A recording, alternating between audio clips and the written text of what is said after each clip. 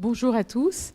Donc je suis là au titre des représentants de l'éducation nationale, donc de tous les personnels de l'éducation nationale, et puis plus particulièrement du service santé sociale, donc qui est composé par les médecins, les infirmiers, infirmières scolaires, et puis les assistants sociaux scolaires. Voilà.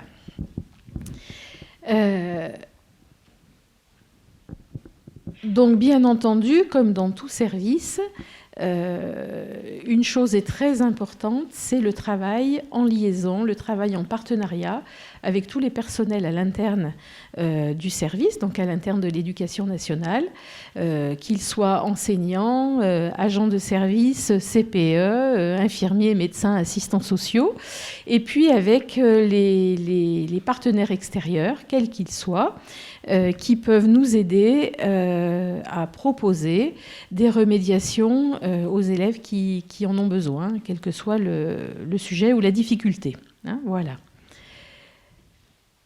Donc moi, je vais faire quelques petits spots par rapport aux pratiques, à notre pratique, hein, et par rapport à nos constats. Donc je vais commencer, alors je ne les ai pas classés par ordre d'importance, hein, voilà, ils sont... je vais commencer par ce que j'appellerais les automutilations non suicidaires, qui pour mes collègues me signalent qu'elles sont fortement en augmentation. Donc elles peuvent prendre la forme de brûlures, d'égratignures. Cela peut être également des élèves qui se frappent la tête, qui donnent des coups de poing dans les murs quand ils ont des accès de colère qu'ils ne savent pas forcément comment réguler. Et également, le professeur Guton vous en parlait, de scarification. Voilà. Les scarifications, c'est un phénomène un petit peu, je dirais, je ne sais peut-être pas le terme adéquat, mais un petit peu à la mode, un petit peu contagieux, hein, puisque lorsqu'il y a des jeunes, particulièrement des jeunes filles, qui se scarifient dans une classe, souvent il y a un effet contagion au sein de leur groupe de pairs PAIRS. Et il y a quelques années, nous assistions à des jeunes qui se scarifiaient et qui se scarifiaient les poignets, les bras, c'est-à-dire des zones qui étaient visibles. Donc c'était des jeunes qui donnaient à voir d'eux-mêmes un certain malaise, voire peut-être qui soulageaient une douleur, hein, grâce à ces scarifications, ou qui se réappropriaient leur corps, qui avaient le sentiment d'exister peut-être à ce moment-là.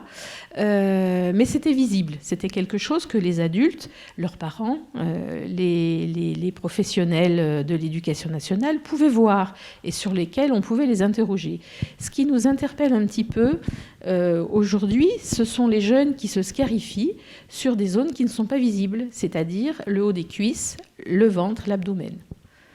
Donc là, c'est quelque chose qui, dans certaines zones, est un petit peu en train de s'installer, des pratiques qui sont en train de s'installer, qui peuvent être de l'ordre du groupe, hein, de pairs, hein, c'est-à-dire fait avec d'autres camarades. Donc effectivement, le professeur Guton en parlait, il y a bien le regard d'un autre à cette occasion, mais un autre, c'est le pair, PAIR, et il n'y a pas forcément le regard de l'adulte. Donc voilà, on est un petit peu surpris par cette évolution de pratique. Et c'est quelque chose qui nous interpelle également à partir du moment où, pour certains jeunes, il y a peut-être plus cette pratique avec le regard de l'autre, mais il y a un repli sur soi et quelque chose de plus... un certain isolement. Voilà. Hein, donc là, je pense que c'est un symptôme plus inquiétant, voilà, qui nécessite peut-être une sollicitation, un conseil de prise en charge extérieure. Voilà. Parce qu'on sait très bien que se scarifier, il n'y a pas forcément besoin de soins. Hein, ce ne sont pas des malades, les gens qui se scarifient. Mais néanmoins, ça peut être le symptôme de difficultés plus importantes ou l'expression de difficultés plus importantes. Et à quel moment il y a je dirais, une bascule qui fait dire que il va falloir peut-être orienter ce jeune vers un soignant plus adapté. Hein, voilà.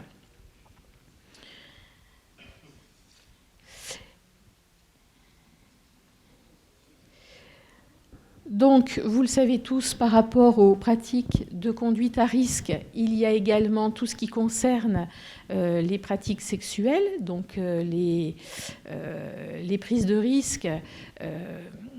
Tous les jeunes aujourd'hui, je pense, savent que pour éviter le risque, il est utile, lorsque l'on a une relation sexuelle, d'utiliser, au moins la première fois, un préservatif. Après, dans le cadre d'une relation plus établie, s'il y a eu des tests et s'il n'y a pas de souci de fidélité, on peut s'en passer. Mais dans le cadre d'une première relation avec quelqu'un qu'on ne connaît pas vraiment, il est souhaitable de mettre un préservatif. Donc, nous avons beaucoup de préservatifs qui craquent. Les infirmières sont sollicitées parce qu'il y a beaucoup d'accidents de préservatifs. Pourtant, en France, ils sont tous avec une norme ENEF. Ils ont tous subi des tests extrêmement poussés de solidité. Donc je pense que beaucoup de nos jeunes ne disent pas qu'ils n'ont pas eu le temps ou pas pensé ou qu'ils ont été pris par le moment et qu'ils n'ont pas utilisé de préservatif parce que ça ne se dit pas, mais ils ont des préservatifs qui craquent. Voilà. Donc les infirmières, de ce point de vue, sont relativement souvent sollicitées, tant pour délivrer à la jeune fille la pilule d'urgence que pour éventuellement des tests par rapport à une contamination possible. Voilà. Il y a tout ce qui est tentative de suicide et suicide réussi. Donc là, je n'ai pas de chiffres à vous proposer parce que dans notre département, il y a peu de cas réussis, heureusement. Il y en a toujours trop, c'est bien évident. Mais vous donnez le nombre de cas que nous avons eu l'année dernière à notre connaissance, ça n'aurait pas forcément grand sens. Néanmoins, le nombre de tentatives de suicide qui sont portées à la connaissance des personnels de santé scolaire est sûrement extrêmement minoré parce qu'il y a ce que les jeunes nous disent et ce que leurs familles nous disent, mais très souvent, on apprend les choses de façon très décalée, parfois très décalée. Il n'est pas rare que des familles nous remettent un enfant à l'école le lundi alors qu'il a fait une tentative de suicide le vendredi soir ou le samedi, sans nous en parler. Et du coup, on s'interroge beaucoup sur le fait de savoir... on s'interroge beaucoup, on est certain et certaine de ne pas avoir l'exhaustivité de tous les cas de tentative de suicide, c'est bien évident. Voilà. Donc là encore, pas de chiffres en ce qui nous concerne, puisque ce seraient des chiffres extrêmement partiels, qui n'auraient pas forcément de sens au titre du département.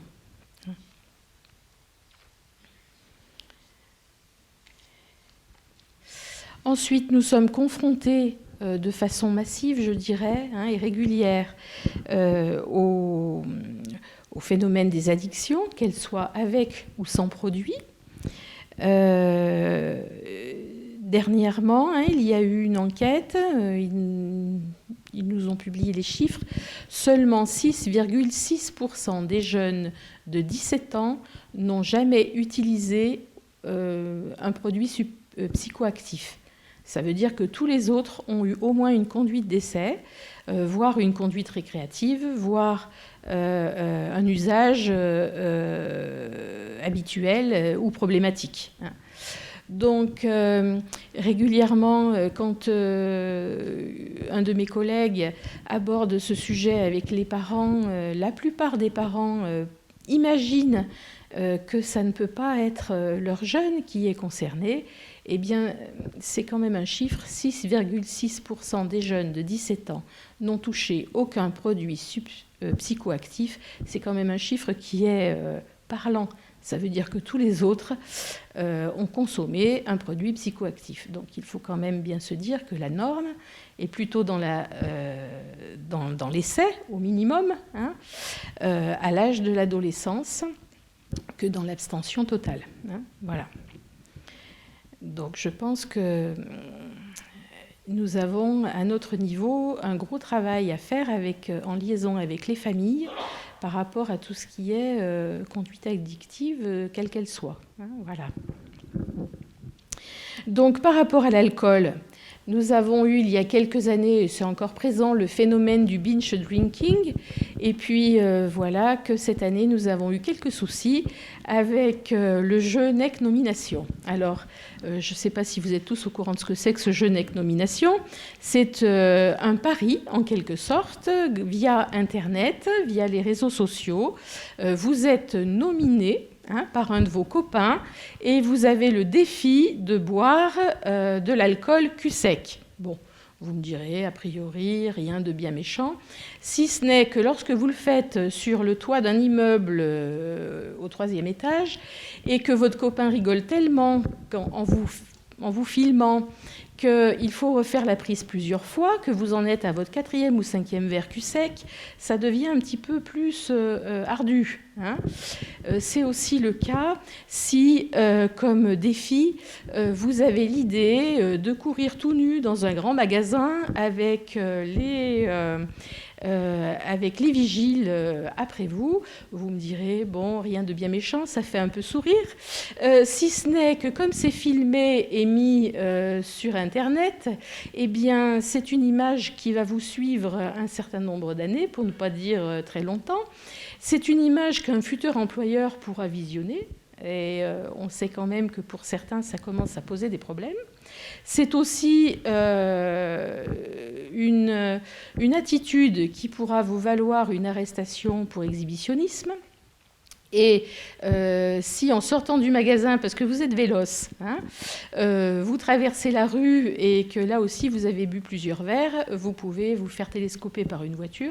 Il y a eu dans les pays qui ont commencé ce phénomène de neck-nomination plusieurs décès, hein, suffisamment pour qu'il y ait de la prévention qui soit mise en place par rapport à ce phénomène. Voilà. Donc, le jour où j'étais informée par une de mes collègues de l'Hérault qu'elle avait ce souci dans son département, j'ai envoyé une alerte à mes collègues, et bien, on était dedans, nous aussi. Hein, c'était bien parti.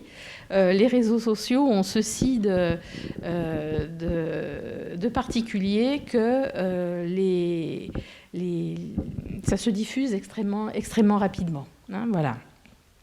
Et là encore, comme le disait le professeur Guton, il y a le regard de l'autre. Et il y a le regard de l'autre, celui qui vous filme, mais il y a le regard des autres, ceux qui vous regarderont ensuite sur Internet, parce que bien entendu, quand même, le fond du fond, c'est de faire le buzz. Donc, c'est d'être le plus original possible ou d'aller le plus loin possible dans ce jeu de défi. C'est là aussi, je pense, qu'est le risque. Hein, voilà.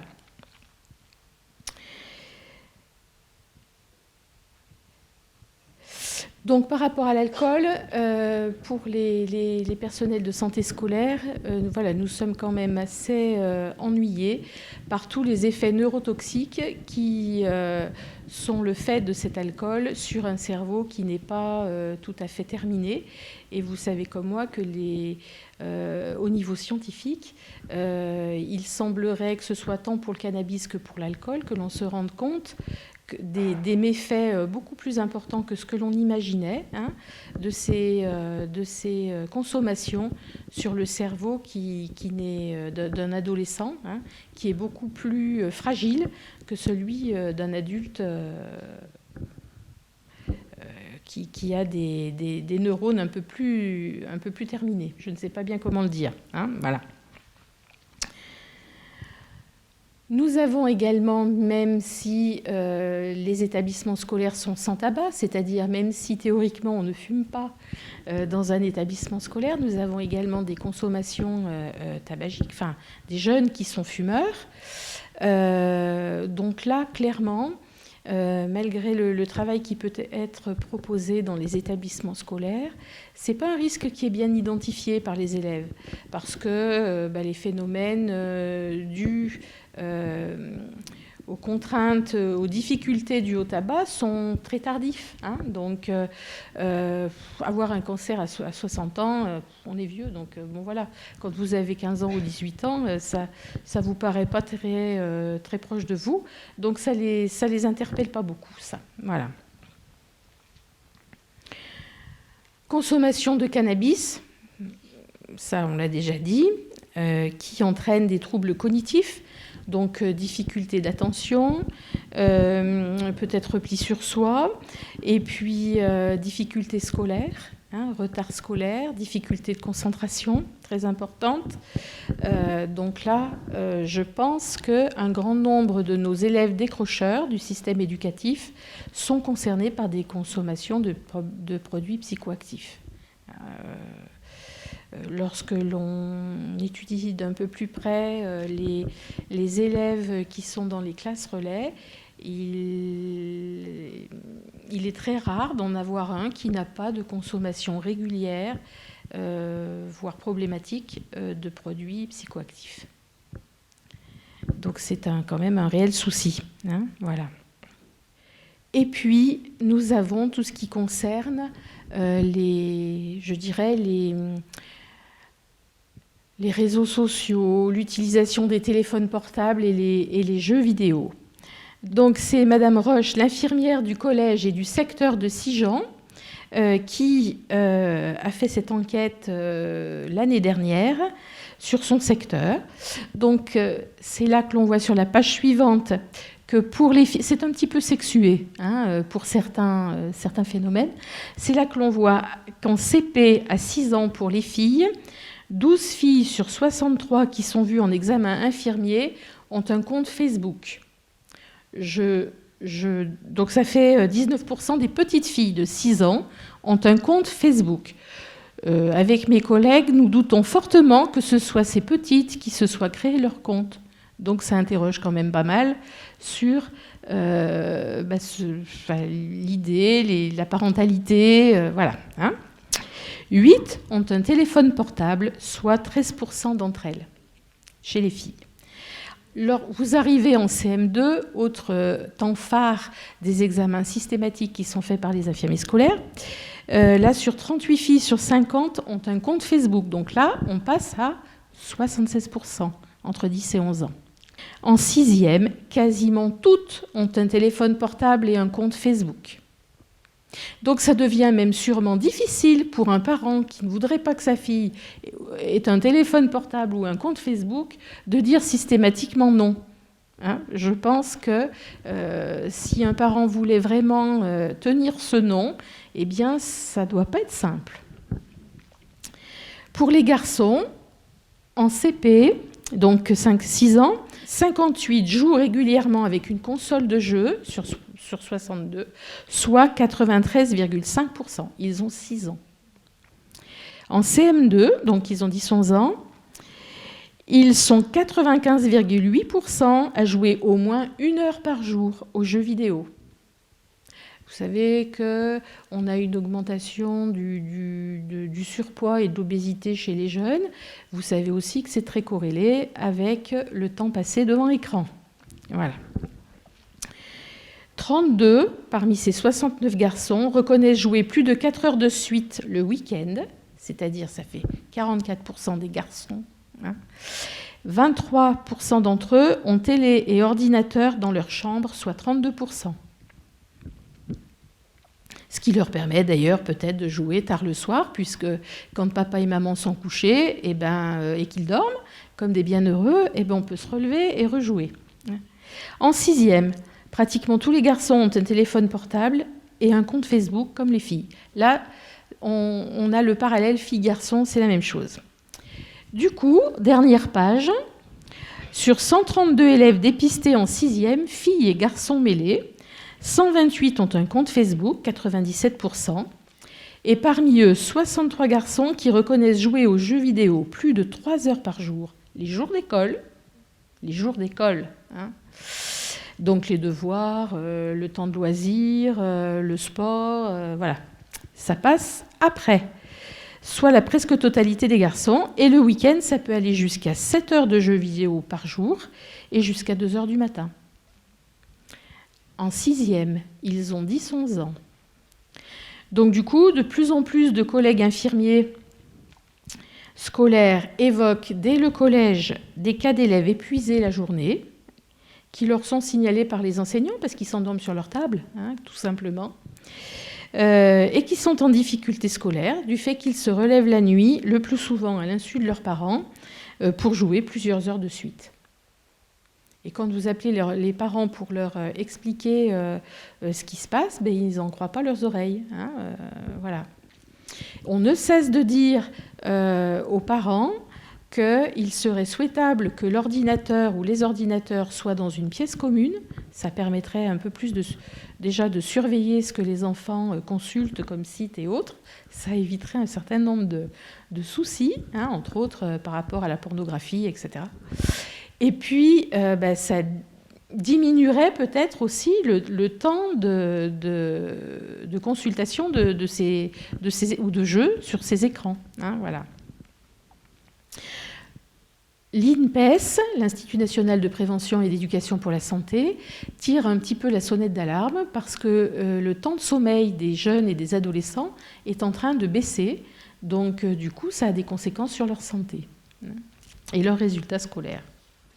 Donc, voilà les pratiques. Après, il y a la prévention. Donc, les personnels de santé scolaire sont dans la prévention collective, vous le savez, dans le cadre de tout ce qui est mis en place comme politique de santé dans l'établissement, dans le cadre du volet santé du projet d'établissement, et puis des CESC, des comités d'éducation à la santé et à la citoyenneté.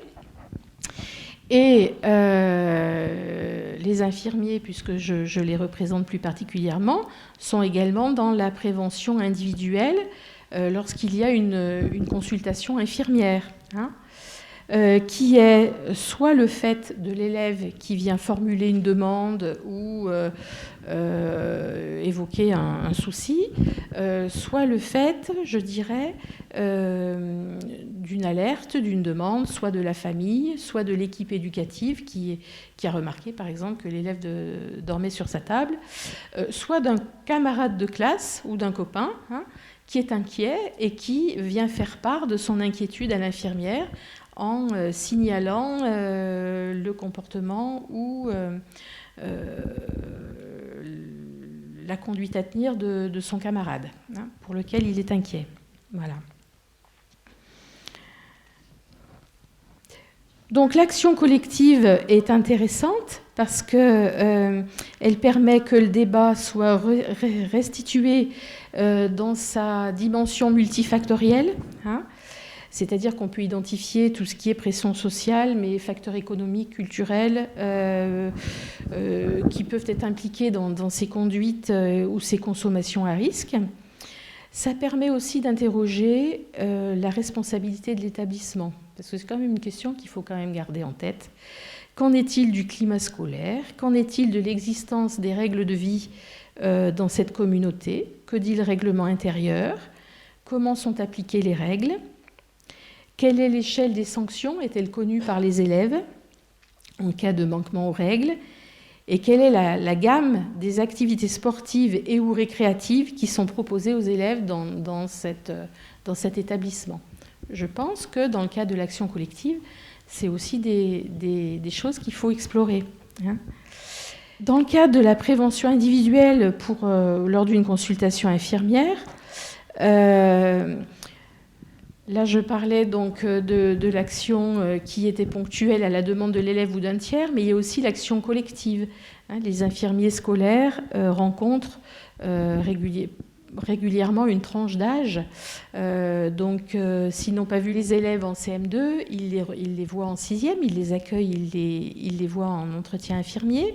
Et puis, il y a également tous les 3e qui sont vus lors du moment de l'orientation. Voilà. Ça, c'est pour le collège. Quand c'est au lycée, il y a les élèves qui travaillent sur machines dangereuses, ce qu'on appelle les ATMD.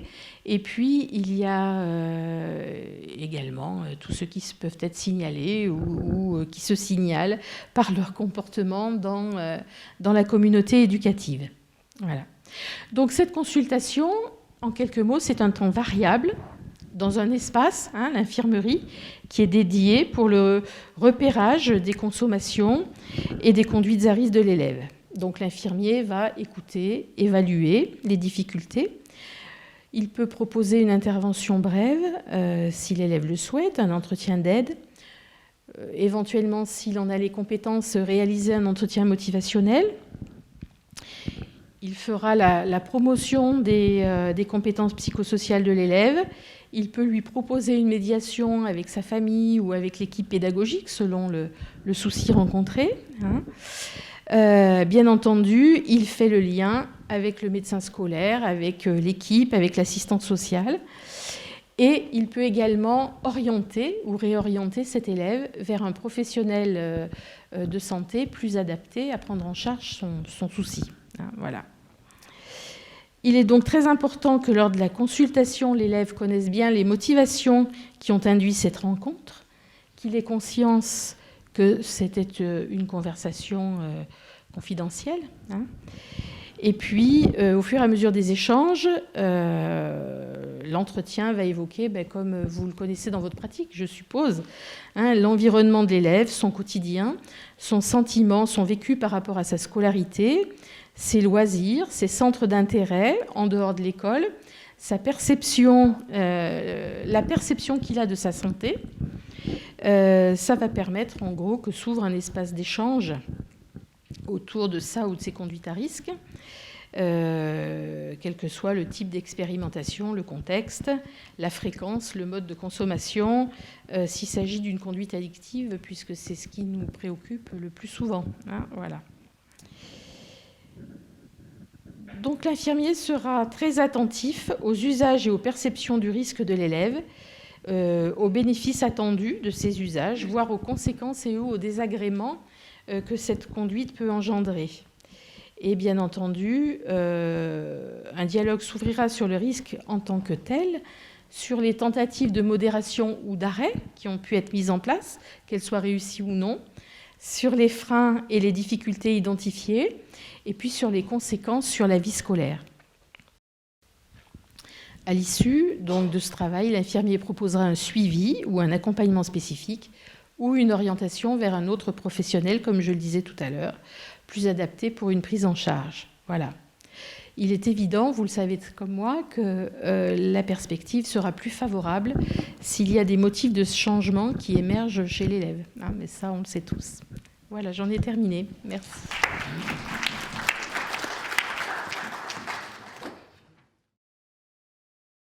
Bonjour à tous. Je suis arrivé un peu tardivement pour rejoindre vos travaux. Je m'en excuse, j'aurais voulu être là pour entendre le début de votre allocution, monsieur le professeur. Mais ça n'a pas pu être fait. Vous savez que la justice travaille beaucoup, etc. etc. Le fait est que c'est vrai. En tout cas, pour aujourd'hui, c'est vrai. Alors, je ne vais certainement pas vous faire un exposé sur le rôle du juge des enfants et le rôle du juge des enfants avec les conduites à risque des adolescents. Peut-être que ça fera, j'espère d'ailleurs, fera l'objet de questions-réponses entre nous tout à l'heure. D'ailleurs, pour le coup, je n'ai rien préparé. Je préfère la spontanéité et par rapport à ce que j'ai entendu, essayer de rebondir. Juste en propos liminaire, deux choses. Le juge des enfants, il peut être à la fois juge des enfants, et on en parlait avec monsieur le professeur tout à l'heure pendant la pause, et quelques jours après, quelques semaines après, peut être procureur de la République ou juge des divorces, enfin bref, tout ce que la magistrature offre comme joyeuseté. Donc tout cela pour vous dire que nous n'avons quasiment, si ce n'est une légère patine, mais aucune connaissance ni en psychologie, en psychiatrie ou dans les autres domaines qui vous intéressent. On est très légèrement formé lors de la formation initiale et aussi de la formation continue si on le souhaite, mais ça ne va pas bien loin. Est-ce un tort, est-ce un bien? À vous de me le dire. Parce que ça, on peut considérer que c'est un bien comme un tort. pourra peut-être en discuter. Puisque le rôle du juge ne se situe pas sur la pathologie ou le problème de l'adolescent et comment y répondre. Ça, c'est votre travail, tous professionnels qui êtes ici. Mais ça va être le sens de la loi, l'autorité, enfin tout ça, je ne vais pas vous expliquer plus, vous le savez très bien. Le juge des enfants passe, il est à un moment du parcours de l'enfant et de l'adolescent qui commet ce dont vous parliez tout à l'heure, hein, c'est aussi notre quotidien, les scarifications, les tentatives de suicide, les conduites sexuelles à risque ou les conduites sexuées. Et je pensais aussi, je ne sais pas si vous en avez parlé tout à l'heure, à la vitesse excessive. Ça, c'est évidemment...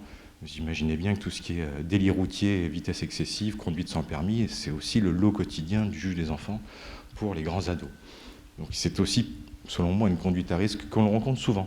Les enfants sur un deux roues, ou sur une voiture volée, ou la voiture de papa, ou malheureusement la voiture de l'éducateur ou de l'assistante familiale qui l'a dérobée et qui va rouler à 200 km/h ou plus sur les routes nationales. Bref. Donc ça, c'est aussi des choses vécues. J'essaierai peut-être tout à l'heure, si vous le souhaitez, de vous parler d'exemples précis. C'est peut-être plus parlant, certainement même, qu'un exposé un peu pontifiant. Et la toxicomanie, bien sûr, dans les conduites à risque, c'est également ce que nous voyons le plus souvent dans nos cabinets de juge des enfants où qu'on soit en France. Et je vous disais, le juge des enfants est là pour un temps posé. Alors, nous avons nos clients habituels, ceux qui... Je leur dis qu'ils ont une carte d'abonnement quand je les vois, donc les mineurs que je vois toutes les semaines, tous les mois, peut-être pas toutes les semaines, mais tous les mois. Mais malgré tout, c'est un temps. Le juge des enfants est là pour poser la loi, tout juge d'ailleurs, poser la loi, répondre à l'acte posé par le juge, par l'enfant, l'adolescent, par un jugement, une décision, ou tout ce que la loi nous permet de faire.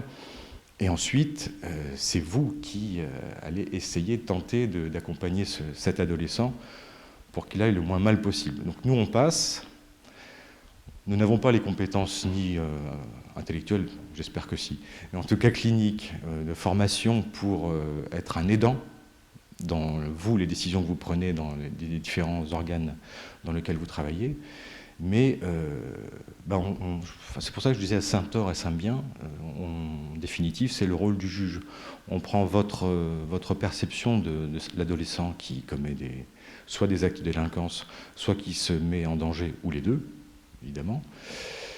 Votre perception, la perception de la famille, des parents, la perception de l'adolescent lui-même, puisque vous le savez tous, je pense, mais tout se fait de manière contradictoire devant le juge, c'est-à-dire que ce n'est pas le juge qui décide « aujourd'hui je suis mal luné, donc je décide que le gamin je le place ou je le mets en prison ». Non.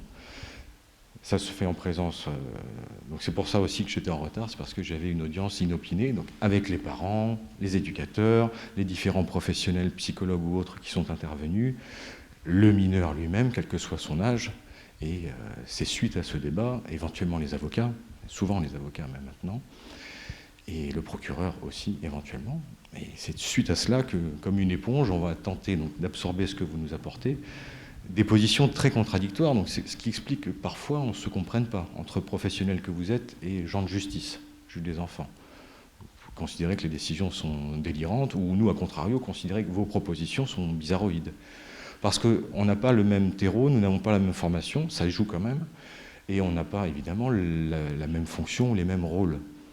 Mais ce n'est pas rédhibitoire pour autant. On peut très bien travailler, on va employer le terme à la mode, mais travailler en réseau, à la fois avec le judiciaire. Ça peut se faire, on en parlait avec monsieur le professeur tout à l'heure, avec un exemple parlant à Paris, ça peut se faire, même si on ne parle pas forcément toujours la même langue, on arrive quand même à se comprendre au bout du compte.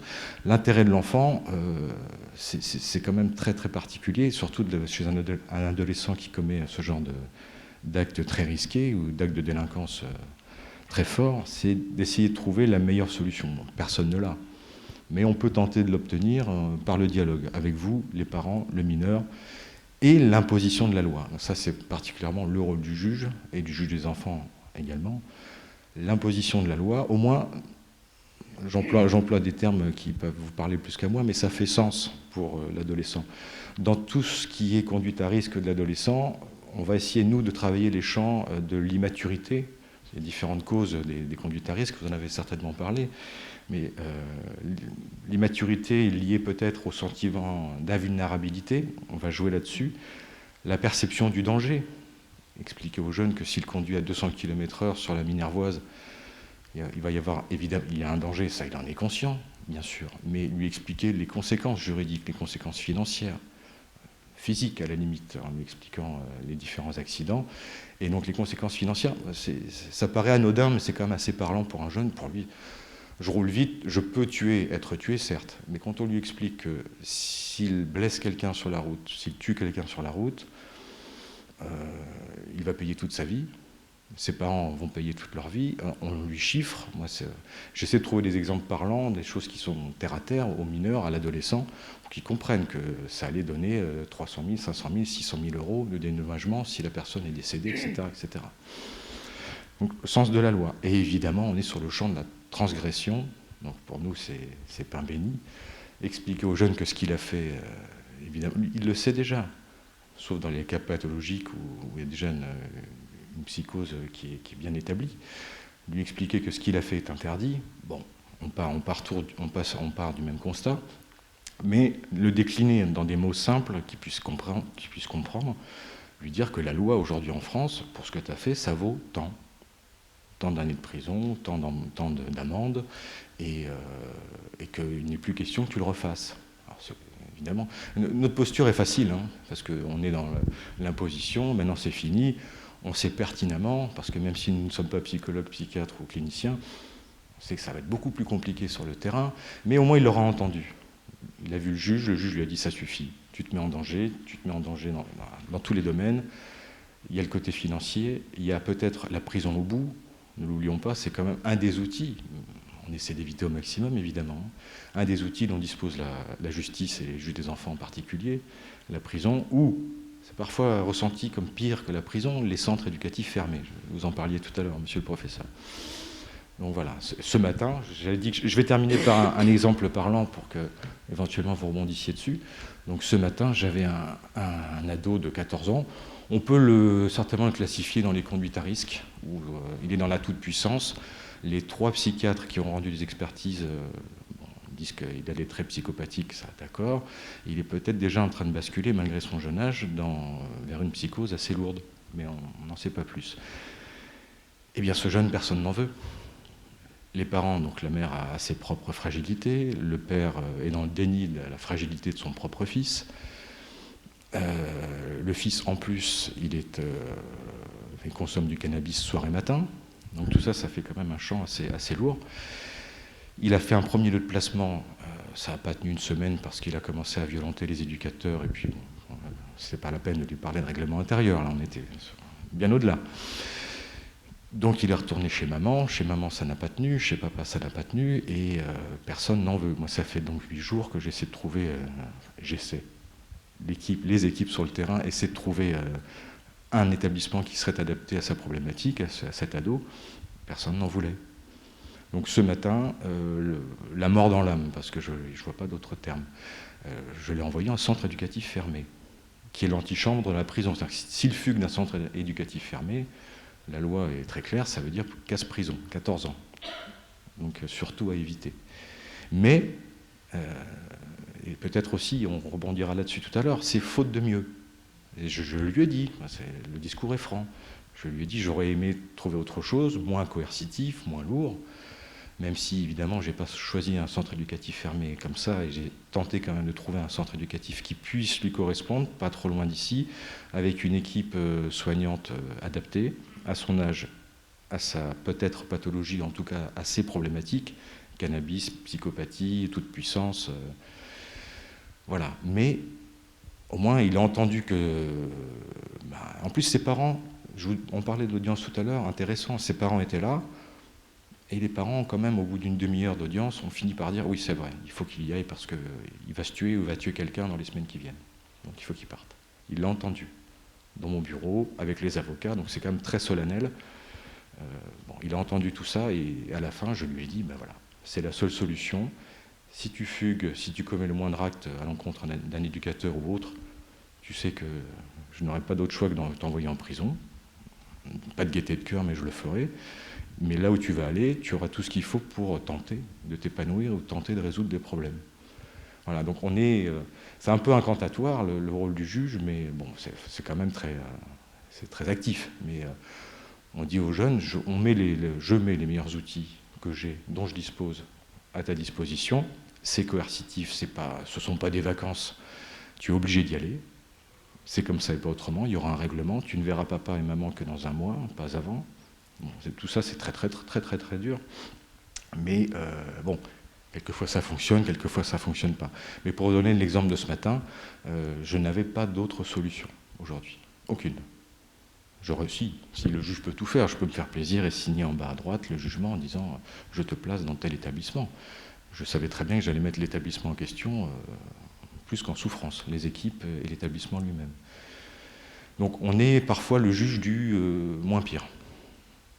On tente de trouver les meilleures solutions, sachant que dans les cas les plus graves, les adolescents qui se mettent le plus en danger, on n'est pas loin de la psychiatrie. Alors, encore une fois, je ne suis pas psychiatre, mais je sais qu'il est difficile de poser un diagnostic pour un adolescent, savoir s'il est vraiment atteint de telle ou telle pathologie, sauf dans les cas les plus lourds. Et donc nous, on est dans l'entre-deux, dans l'éducatif, le répressif, et voire peut-être le champ psychiatrique ou psychologique. Et il est très compliqué, on pourra certainement aussi en parler, vous le savez, très compliqué de faire adhérer un adolescent qui commet ce genre de conduite à risque à un suivi, même pas un suivi, au moins un entretien à visée psychothérapeutique ou psychologique. C'est très très compliqué, sauf peut-être d'expérience pour malheureusement les adolescentes qui ont été victimes d'agressions sexuelles ou de viols, où là elles vont plus spontanément ou de manière un peu plus aisée vers le thérapeute qu'on leur indique. Mais pour un adolescent mâle de 15 ans, 16, 17 jusqu'à 18 ans, lui dire ça serait bien que tu ailles voir un psy, c'est ce que je leur dis d'ailleurs à chaque fois. Aucun ne m'a dit oui monsieur le juge, bien sûr, avec un grand sourire, ça n'existe pas. Donc à chaque fois je leur dis ça serait bien que tu ailles voir un psy, mais je sais déjà que tu vas me dire non. Donc ça les fait sourire. Et bon, j'espère que ça fait son chemin. Le temps éducatif est long, vous le savez comme moi, et du côté judiciaire, on le sait. Même si les affaires médiatiques existent, ont pu exister encore plus fort par le passé, où un acte commis par un adolescent doit répondre la fermeté, un acte judiciaire est si possible très ferme, on est un peu là-dedans, puisque évidemment, la justice répond aux actes que pose l'adolescent, mais quand même, le temps éducatif est là, on fait tout, c'est le sens de la loi, c'est ce que veut, c'est ce qui me paraît le plus logique aussi et naturel pour les juges. Il faut absolument tenter l'éducatif jusqu'au bout. Si la répression doit arriver avec le pire, c'est-à-dire un enfermement, soit en centre éducatif fermé ou en prison, il arrivera. Mais avant toute chose, donnons-nous le temps, surtout pour des adolescents qui commettent ce genre d'actes. On ne va pas régler l'affaire d'un coup de baguette magique. Donc ça va demander des mois, ça va demander l'investissement des parents. Quelquefois c'est lettre morte, vous le savez aussi. Et bon, a priori, normalement, même s'il y a autant de juges des enfants que de pratiques, ou l'inverse, mais le juge des enfants est aussi dans cette optique, sachant que ça prendra du temps, qu'il faudra détricoter ce qu'on a fait la veille, repenser autre chose avec vous, etc. etc. Donc on est dans un dialogue tout en n'ayant pas la même fonction avec les sachants, les psychologues et autres éducateurs. Voilà, j'en ai terminé.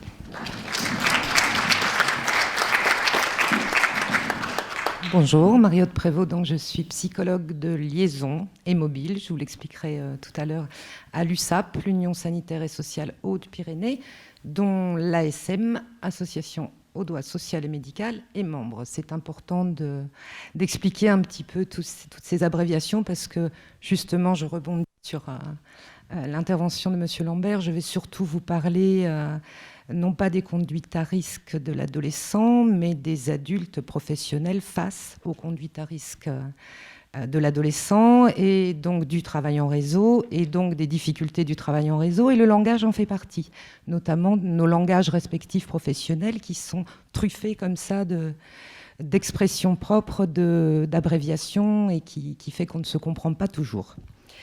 Donc je suis ravie d'être là cet après-midi. Et je tiens à saluer d'emblée le dévouement de tous les professionnels, je crois qu'ils sont nombreux dans cette salle, qui sont dans cet accompagnement d'adolescents, qui sont dans cet engagement, parce qu'à mon sens, il s'agit véritablement d'un engagement, le risque qu'on peut appeler le risque d'une rencontre humaine, le risque d'une rencontre humaine que le jeune espère et redoute tant. Je crois que vous avez largement exposé ce paradoxe. Et de la mise à mal à la mise à mort de soi, donc c'est aussi l'adulte, les institutions, la société tout entière qui est mise à l'épreuve, bien évidemment, désespérément et obstinément. Voilà, donc je vous ferai un bref état des lieux sur la santé mentale des jeunes sur le territoire audois, par rapport un petit peu aux chiffres nationaux, un petit peu de statistiques. Je vais reprendre, c'est aussi un peu ce qui fait la différence entre notre perception du danger et du risque en tant qu'adulte par rapport aux ados, hein, ces notions de statistiques, voilà, où le jeune est beaucoup plus dans l'immédiateté et la difficulté peut-être de la perception du danger. J'évoquerai donc ensuite, au niveau du travail en réseau, son intérêt, non pas économique ou autre, mais son intérêt vraiment clinique, hein, et l'aspect thérapeutique qu'il peut prendre, en tout cas l'outil thérapeutique que peut être le travail en réseau dont les professionnels peuvent dire. Et évidemment, on parle aussi de toutes ces difficultés de travailler en réseau. Hein. Travailler en réseau, ça ne va pas de soi, ça s'apprend. Et puis, je vous parlerai un petit peu au niveau de l'ASM, les propositions faites par l'institution en termes de dispositifs alternatifs. Ça me permet aussi de reprendre ce que disait le professeur Guton, ce qui est intéressant, effectivement, quand on voit l'adolescence à travers son potentiel créateur, c'est intéressant aussi de parler du potentiel créateur chez le professionnel et de voir effectivement quand il peut être empêché et ce que ça peut provoquer à la fois comme symptôme institutionnel, pire personnel, mais voilà, qui peuvent non plus devenir du coup travail en réseau, outil thérapeutique, mais fortement pathogène. On fait tous l'expérience, malheureusement. Voilà, donc au niveau départemental, quand on parle des jeunes, alors effectivement, moi je travaille en pédopsychiatrie, et donc on voit aussi principalement ceux qui ne vont pas bien. Hein, heureusement qu'on rappelle souvent que la plupart des adolescents vont bien. Donc l'autre compte combien de jeunes ?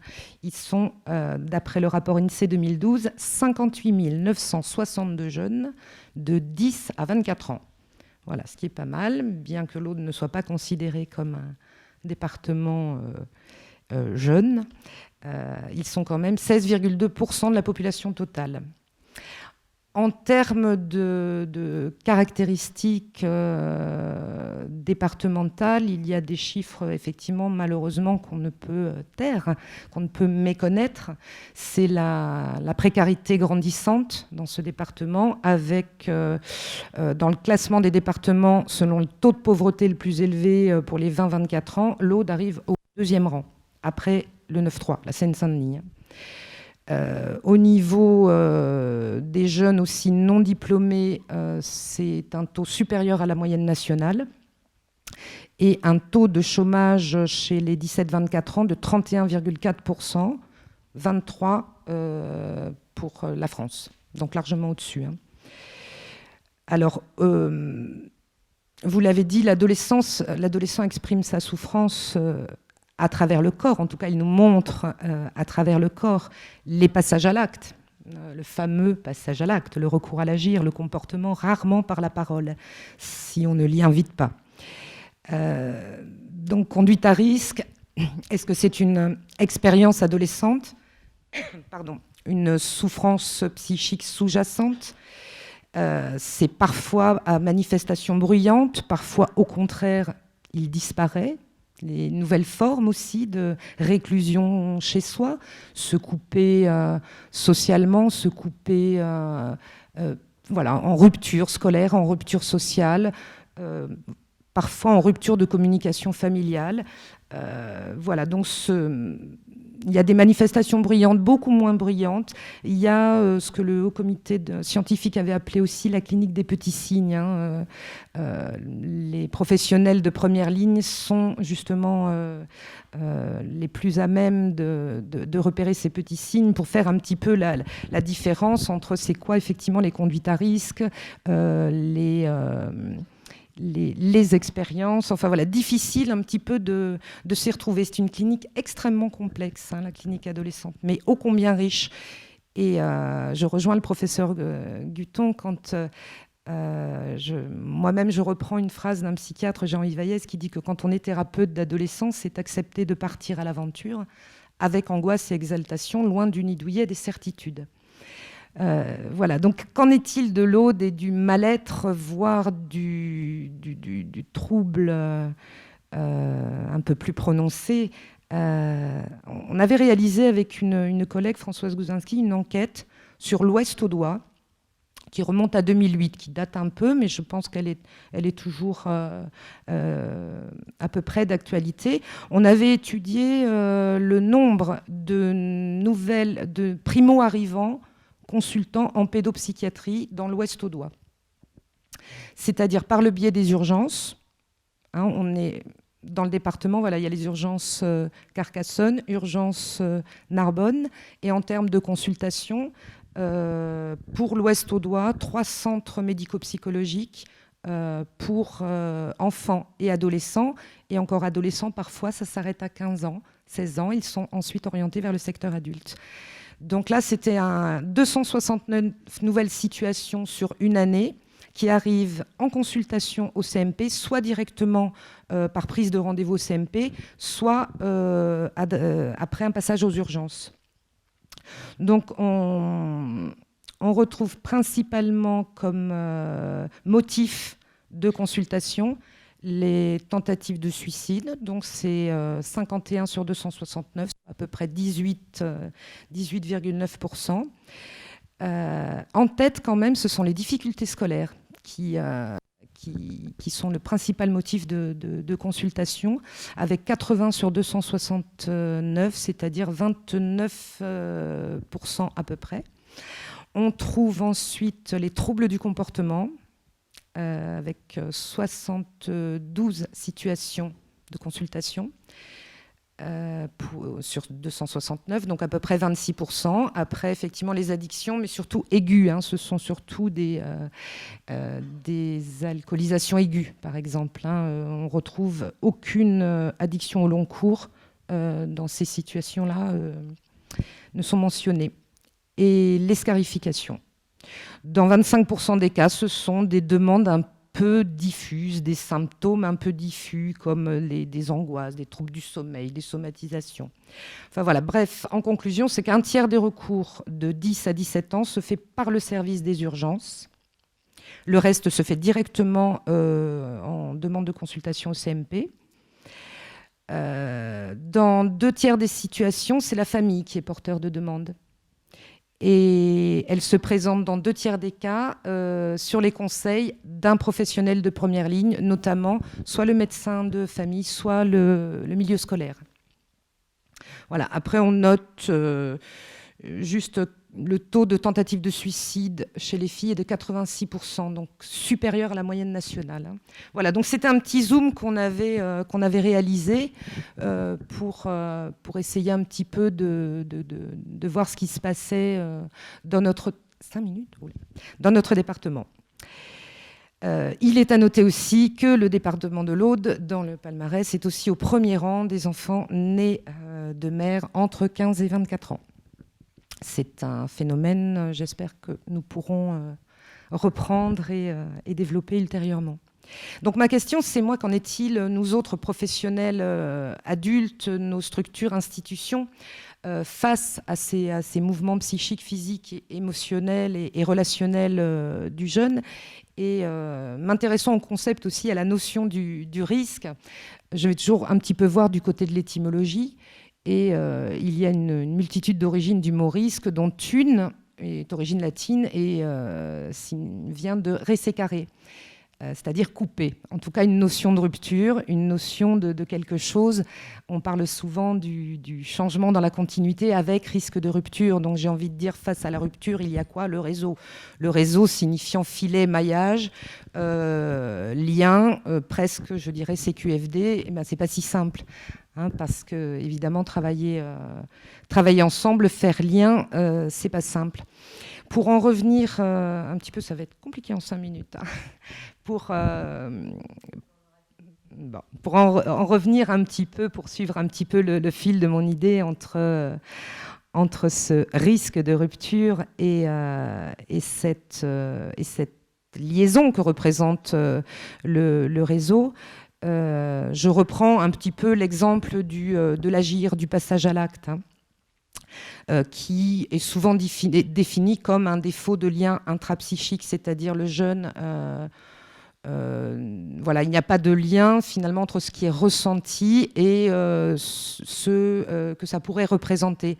Voilà, il n'y a pas de mot de représentation entre un ressenti parfois ravageusement débordant et une mise en représentation, une mise en mots. Il y a quelque chose du lien qui ne se fait pas. D'où l'intérêt clinique, et pour faire très très court, de se lier entre nous pour quelque part, non pas se substituer, mais être presque ce qu'il fait défaut à ce moment-là aux jeunes. Symboliquement, physiquement, ça prend tout son sens et toute son importance. Le jeune y est sensible quand il perçoit les professionnels qui s'occupent de lui comme ça, confronter leurs regards, partager leur culture professionnelle différente, dépasser des obstacles que sont les cloisonnements, les enjeux de pouvoir, les résistances, les défenses. Voilà, quand on arrive un petit peu par nous-mêmes le dialogue, par nous-mêmes se respecter et se faire confiance et confronter nos regards qui redonnent du coup la globalité de l'histoire. En tout cas, on essaye de donner la globalité en laissant le jeune au centre de cette histoire. On voit très bien qu'un jeune se présente à différents professionnels. Quand les professionnels en parlent, on n'a pas l'impression qu'ils parlent du même jeune. Parce qu'il a justement cette capacité, ce jeune, à se montrer différemment. Et ça, c'est une richesse, c'est-à-dire que quand on parle ensemble, tiens, vous le voyez comme ça, nous on voit ça, nous on voit ça. Et ensemble, on essaye de donner du sens et une globalité à justement quelque chose qui pourrait être complètement morcelé. Et le réseau devient pathogène quand on entretient ce morcellement, quand on ne se parle pas. Voilà. Le problème, c'est que c'est excessivement chronophage de travailler ensemble, on le sait. Et pourtant, c'est du temps gagné pour la suite. Et donc dans cet aspect clinique aussi, quand le jeune perçoit comme ça cet aspect à la fois liant, à la fois contenant, je ne vais pas tout développer en psychologie, on parle des enveloppes psychiques et de la fonction contenante, c'est un des outils dont dispose le travailler ensemble pour faire face à ces débordements, à ces risques répétés qui risquent de faire entrer dans la pathologie, voilà, devenir contenant, être liés les uns aux autres dans une continuité des prises en charge, les uns après les autres, mais avec des relais, continuité, toujours symboliquement en lien avec le travail de l'adolescence, la quête identitaire. L'identité, c'est ce sentiment de continuité de soi. Quand le jeune comme ça est dans une période difficile, avoir une continuité à l'extérieur permet symboliquement, physiquement, de représenter cette continuité. Et puis, au-delà de faire du bien aux jeunes, travailler nos propres liens les uns aux autres permet de travailler en sécurité. Et on sait que la première prévention à prendre face à un jeune qui va mal, c'est de prendre soin de ceux qui prennent soin. C'est de se sécuriser soi-même en tant que professionnel pour être à même de non pas éviter les crises, non pas être tout puissant, non pas être mais de savoir y faire face, de savoir rebondir, de savoir s'en servir, ne pas se disqualifier, ne pas en vouloir aux uns aux autres parce qu'il s'est passé quelque chose, c'est savoir y faire face parce qu'on y est confronté, quoi qu'il arrive. On n'est pas chacun au même moment, aux mêmes endroits, avec le même regard et les mêmes demandes de résultats, parce que aussi il y a une pression d'injonction de résultats. Voilà, donc travailler ensemble prend du temps. On n'a pas la même temporalité que le jeune qui est beaucoup plus dans l'immédiateté, dans une autre temporalité. Chaque institution a sa temporalité. Il y a ceux qui travaillent 24 heures sur 24, 7 jours sur 7, les institutions, pas les professionnels, je leur souhaite. Voilà, en service d'urgence, choses comme ça. Il y a ceux qui travaillent du lundi au vendredi, de 9h à... Voilà, on n'a pas tous les mêmes temporalités, disponibilités. Voilà, donc on avait beaucoup réfléchi à ces questions à la SM. C'est pour ça qu'on avait, dans un premier temps, créé ce dispositif de formation en réseau dont certains ont bénéficié, qui était animé par le professeur Vizier, qui étaient des espaces de rencontre, des espaces de pensée pour élaborer justement nos propres ressentis, puisque c'est pour, je dirais, régénérer notre potentiel créateur, souvent empêché par des injonctions institutionnelles ou des rigidités, des défenses autres de notre propre hiérarchie. Il y a des problèmes en intra, il y a des problèmes en inter. Donc c'était un espace où, comme ça permettait de se rencontrer, de redonner du sens à nos pratiques et de redonner un petit peu d'énergie pour repartir vers ce potentiel créateur que nécessite l'accompagnement des jeunes. Dans un deuxième temps, donc, après avoir tenté d'apprendre à travailler ensemble, on s'était posé la question d'un dispositif dans l'ici et maintenant, qui aurait en quelque sorte une fonction liante, comme ça, dans les espaces de rupture. Soit directement auprès du jeune et de sa famille, quand il est en rupture de soins, en rupture de tout, quand il y a eu des prises en charge, mais que tout est morcelé, que des professionnels sont souvent épuisés ou ont eu l'impression de s'y épuiser, ou alors un jeune comme ça qui a été une fois vu, puis plus du tout, puis qu'on n'a plus du tout de nouvelles nulle part. Donc voilà, il s'agissait de créer un dispositif, d'où une intervention d'un psychologique donc à mi-temps, malheureusement. Donc sur tous ces espaces de rupture, en proposant des interventions non pas établies à partir d'un protocole ou d'un cahier des charges ou quoi que ce soit, mais en fonction de ce que la situation demande. Voilà, une création permanente du type d'intervention qui va être proposée. Constituer un réseau, reconstituer un réseau, aider à penser, intervenir directement au niveau du jeune, surtout au niveau de la non-demande, du refus de soins, etc. Voir comment on peut accéder à ces espaces de rupture voilà, qu'il faut traiter. 1 minute. Alors je prendrai cette dernière minute pour lire quelques mots d'un ado, parce qu'on parle toujours de nous, professionnels, regardant ce que l'ado nous montre, ou en tout cas, on parle rarement des mots, enfin, des jeunes, de ce qu'ils pensent des professionnels, comment ils les voient, comment ils nous voient travailler. Donc c'est un petit travail que je fais avec les jeunes. Une jeune, d'ailleurs, m'a aidé à élaborer un questionnaire, et je vais vous lire quelques extraits de ses réponses. Donc retranscrit littéralement. À la question, peux-tu me donner donc 4 questions qui te viennent quand tu rencontres un professionnel, sans forcément oser le demander. Alors Justine me répond. Comment reconnaissez-vous la souffrance d'un adolescent ? Pendant un entretien avec un adolescent, vous avez de l'empathie. En rentrant à la maison, pensez-vous à l'adolescent ? Est-ce que vous prenez du plaisir à faire ce métier ? Potentiels créateurs, ils en sont sensibles, ils y sont sensibles. Êtes-vous étonné de nous voir faire des crises d'énervement ? Et à la question, c'est quoi pour toi les qualités d'un professionnel qui travaille avec des jeunes en difficulté ? Justine répond. Quand il parle, ce serait mieux qu'il dise « Je suis désolée, je ne trouve pas les mots », plutôt que de dire ce qui passe par la tête, qu'on ne peut pas toujours comprendre et qui peuvent nous blesser. Car on peut penser qu'on les saoule ou qu'on les énerve. Peut-être essaient-ils de nous aider, mais ils n'ont pas toujours les bons mots. Sont-ils toujours prêts à nous écouter, même si on ne se sent pas bien tous les jours ? J'ai peur qu'ils finissent par en avoir marre. Est-ce qu'ils jouent un rôle ? Un professionnel qui prend plaisir à faire son travail, ça se voit. Si on discute de tout et de rien, tu vas pas faire un câlin. Quand on se sent vraiment pas bien, on a besoin de quelqu'un qui nous tienne la main, quelqu'un qui nous regarde en nous redonnant espoir.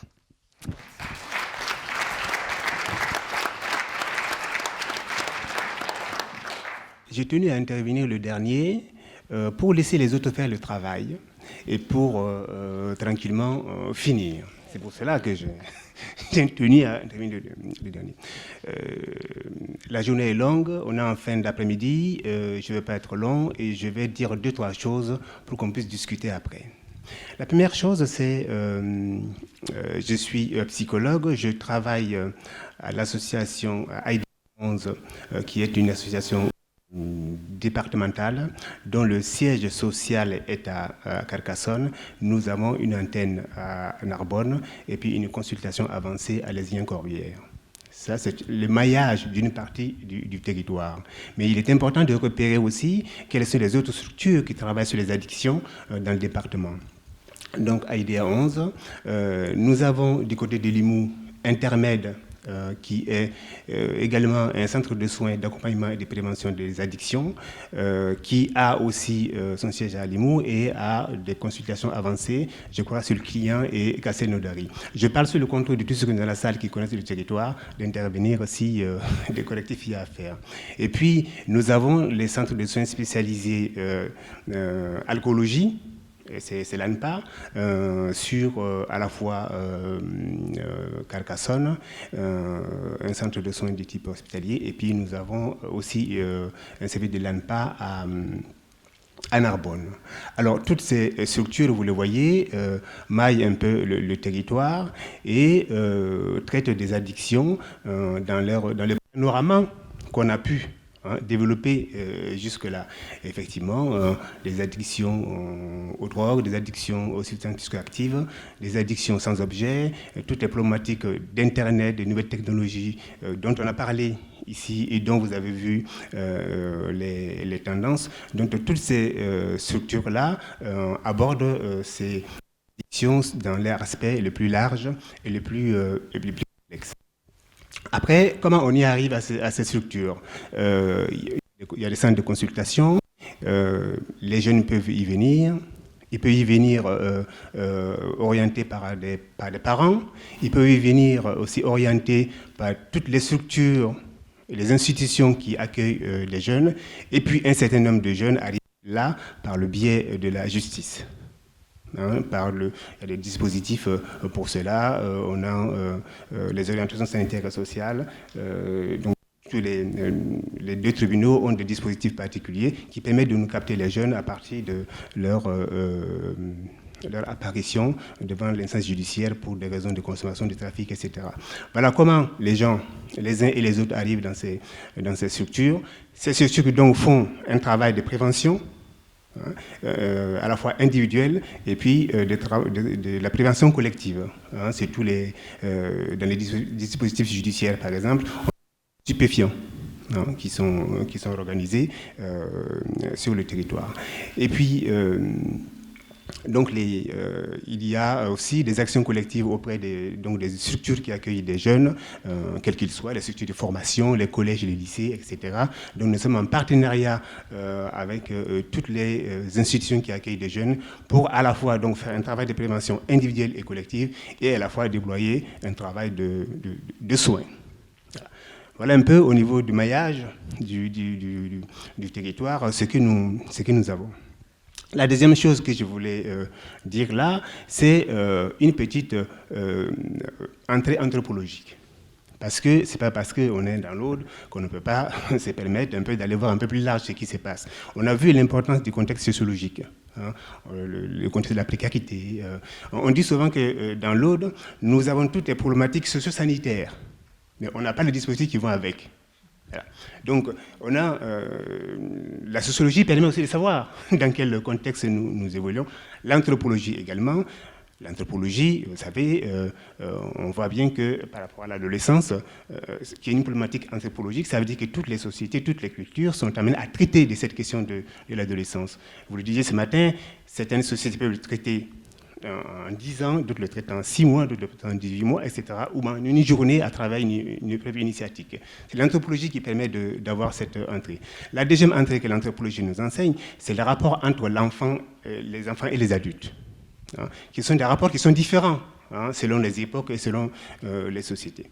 Le troisième enseignement anthropologique, c'est on parle beaucoup des conduites addictives chez les adolescents.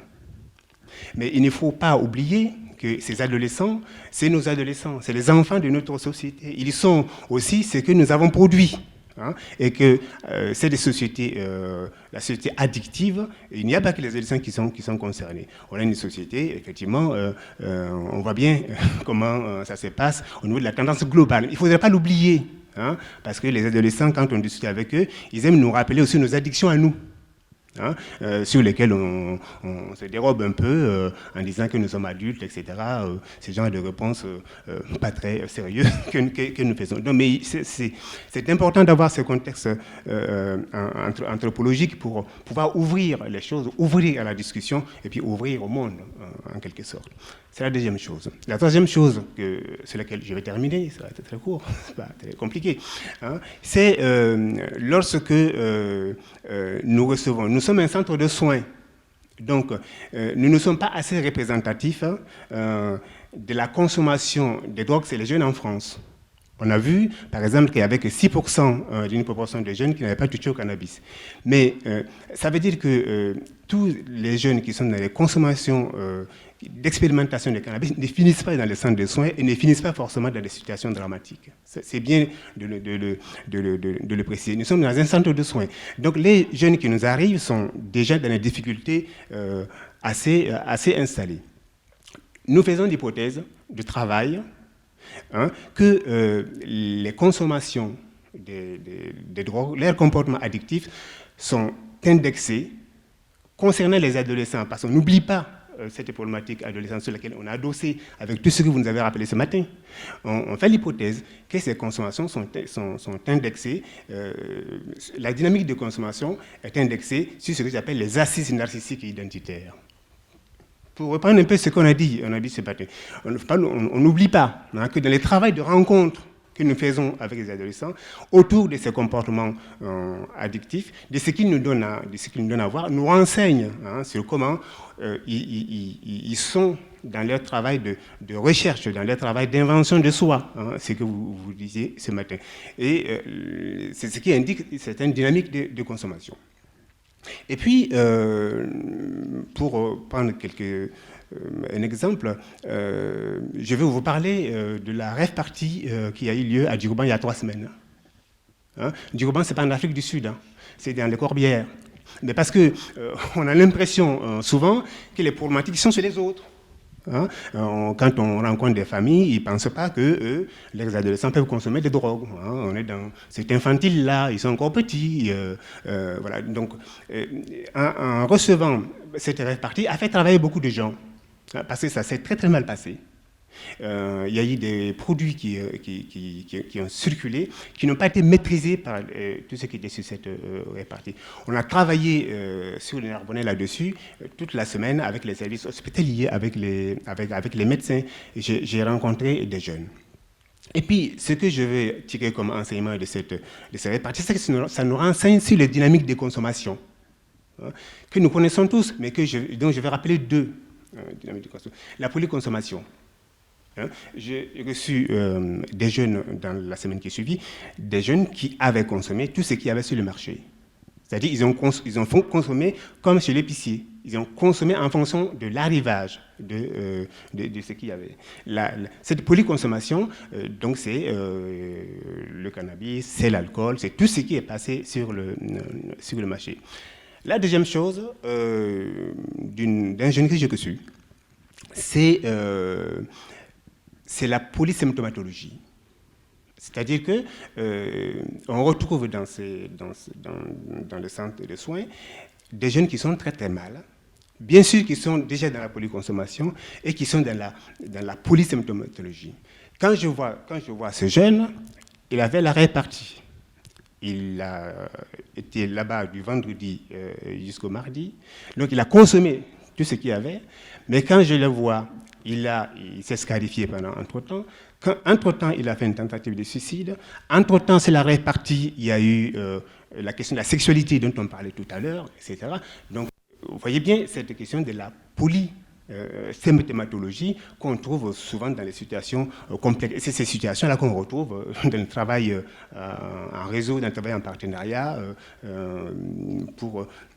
parce que ça nécessite ce travail d'articulation à un moment donné pour pouvoir avancer. Il faut faire du lien, comme tu as dit tout à l'heure. Alors, qu'est-ce qu'on fait concrètement sur le plan du travail sur le plan clinique et quand on reçoit ce type de jeunes, effectivement, en ayant en tête cette problématique de construction identitaire, d'invention de soi, le travail du thérapeute, du clinicien, consiste à aider les jeunes à ce que j'appelle un travail d'historisation du vécu et des expériences. Ce qui permet de l'accompagner, de prendre soin et de l'accompagner petit à petit dans toutes ces expérimentations de soi qu'il traduit dans ses comportements. C'est le travail du clinicien. Vous comprenez bien que ce travail de clinicien avec le jeune ne peut pas se penser. Là, on l'a dit aussi, ne peut pas se penser. Le jeune, il n'est pas tombé du ciel tout seul. Ce qui nous introduit à la question de la parentalité. Il y a quelque temps, quand vous tapiez un texte sur l'ordinateur et que vous mettez parentalité, ça sortait parentalité. Maintenant, l'ordinateur connaît le mot parentalité parce que, à force que les gens le mettent, il a... Avant, l'ordinateur sortait parentalité, c'est la correction. Vous nous avez parlé d'un père qui était alité tout à l'heure. Voilà, parentalité. Je crois qu'il est important qu'on s'intéresse à ces parents qui sont alités. Et au centre de soins, en tout cas, nous avons un œil très averti, très vigilant sur cette question de la parentalité et de ces parents qui sont alités. Je vais arrêter là-dessus, je crois. Je vous remercie. Professeur Guton, vous allez peut-être nous faire une petite synthèse de ce que vous avez entendu de ces professionnels de l'Aude avant qu'on donne la parole à la salle. Non, une Merci. synthèse, ce serait impossible parce qu'il s'est dit quand même énormément de choses qui semblent très différentes. Ce que j'ai envie de... Je réagis sur un point, surtout, c'est la question du réseau. C'est-à-dire comment des professionnels qui... Enfin, d'abord, retenons l'idée que tous les professionnels jeunesse, juges compris, s'intéressent au même pourcentage d'adolescents, c'est-à-dire les 5% ou les 4% qui vont mal. Bon. Nous avons tous la même clientèle. Alors,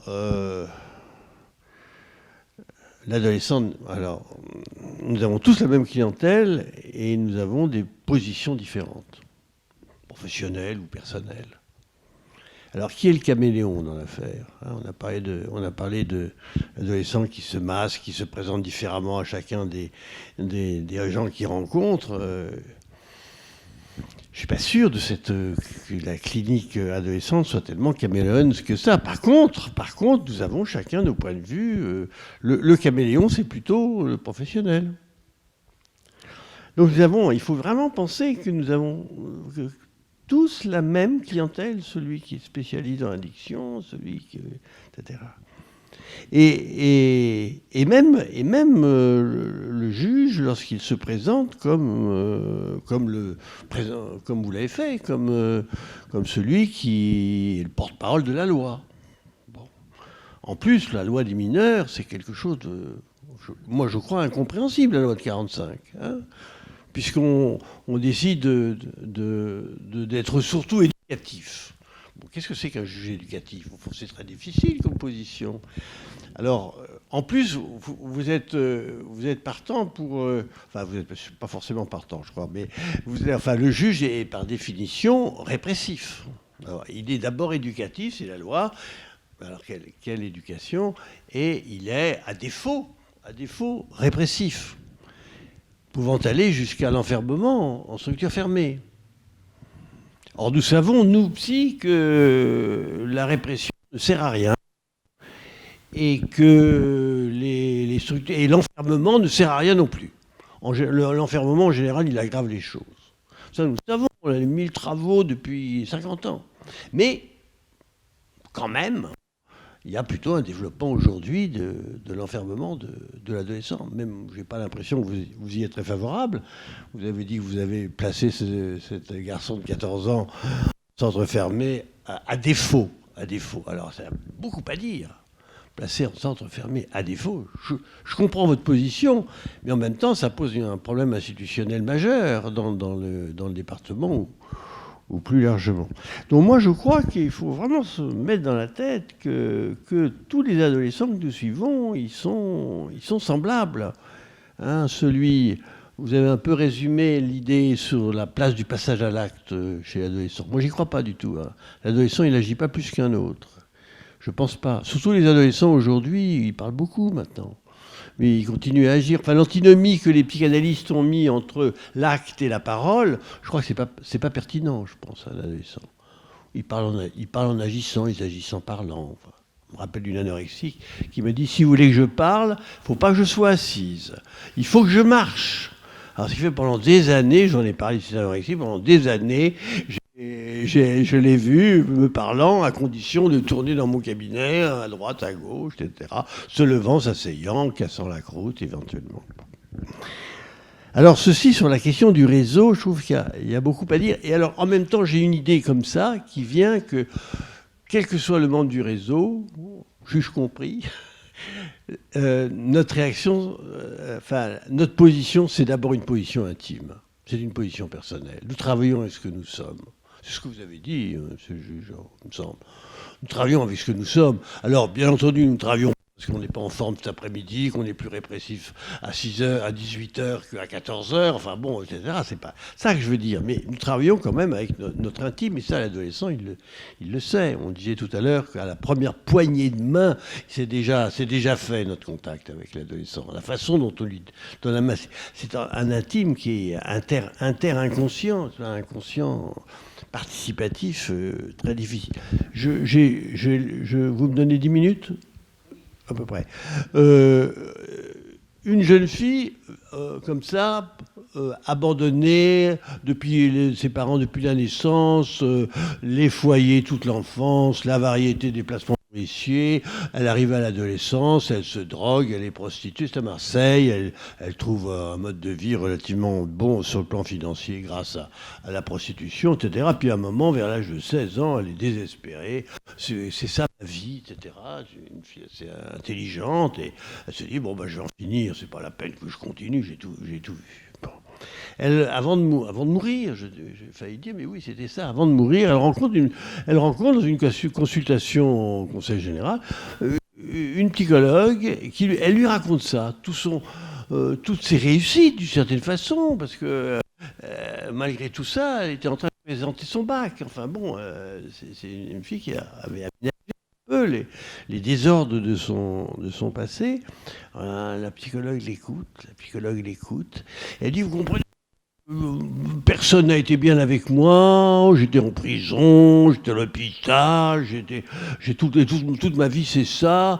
Au fond, mes parents n'auraient jamais dû me donner naissance. D'ailleurs, comment je suis né, j'en sais rien. Je crois que ma mère est tombée amoureuse d'un garçon, ils avaient tous les deux un peu bu, ils se sont retrouvés dans une chambre, et ils m'ont fait. Voilà. Et puis ils ont disparu après. Et alors là, la psychologue a cette phrase étonnante. Elle lui dit, qu'il y a une chose de sûre dans votre vie, c'est qu'ils se sont aimés, ses parents. Ça a l'air une banalité. Mais elle l'a dit avec un ton tellement affectif, comme ça. La fille est sortie dans un état émotionnel intense. Ensuite, elle l'a revu dans le cadre de consultations de temps en temps. Un bouleversement complet de son existence. C'est pas la qualité de l'intervention, c'est la qualité, je dirais, de l'intime de cette psychologue qui est passée comme ça. Je vous ai compris, il y a de l'amour dans votre origine. Là, elle ne voyait plus l'amour nulle part. Elle tombe sur une personne qui est sensible justement à l'amour originaire, qui a duré une nuit. Et moi, je trouve que elle a examiné ça beaucoup dans une thèse de psychologie. C'est là que j'ai connu cette observation. C'est en fait de penser que nous avons tous la même population et que tout dépend de notre propre intuition, en quelque sorte, qui n'est pas tout à fait notre formation, pour finir, qui n'est pas tout à fait les choses qu'on a apprises dans les universités, etc., qui est notre intuition, et que cette intuition que nous avons, elle peut être complètement bouleversante à l'égard d'un adolescent, sans qu'on le sache vraiment.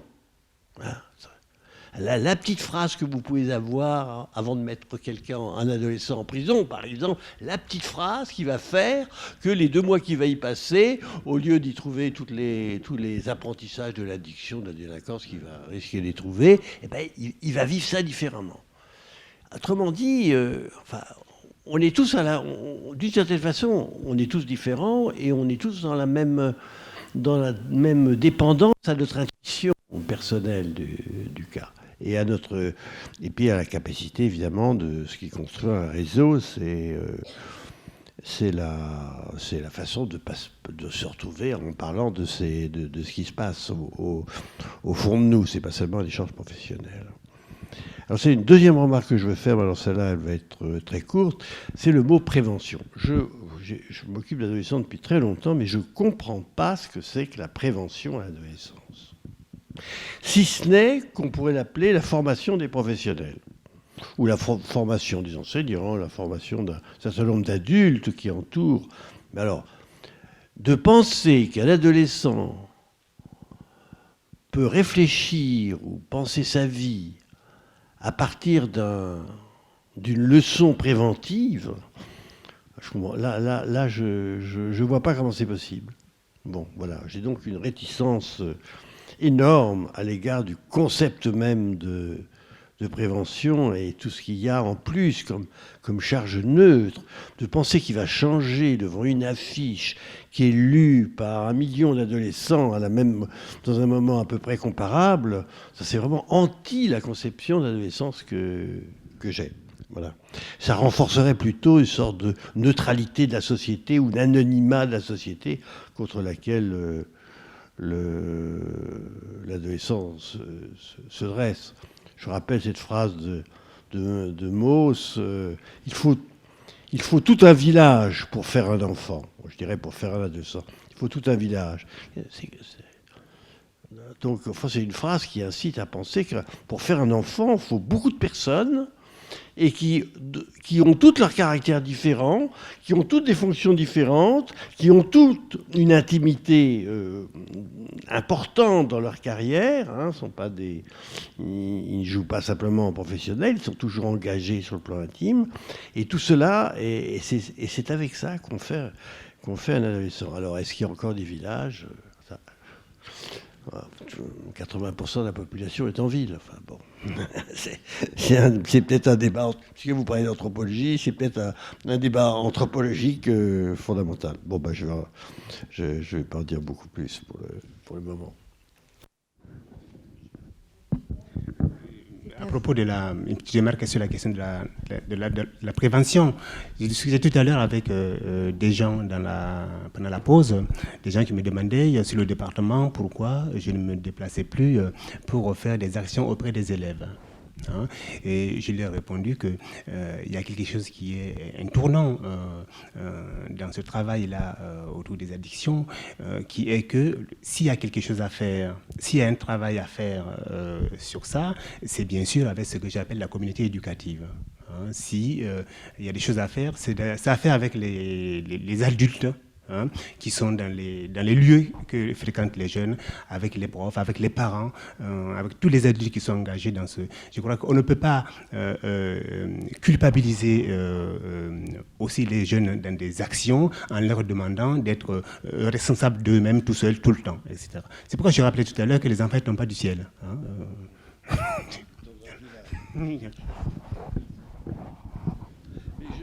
Je n'ai pas dit que j'étais contre les interventions comme ça dans l'école, etc.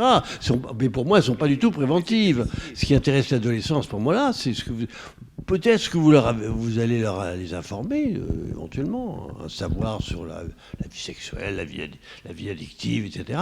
Mais ce qui est important, c'est la façon dont vous le dites, pour finir. Ils vont dire, tiens, il y a un éducateur qui n'est pas redoutable.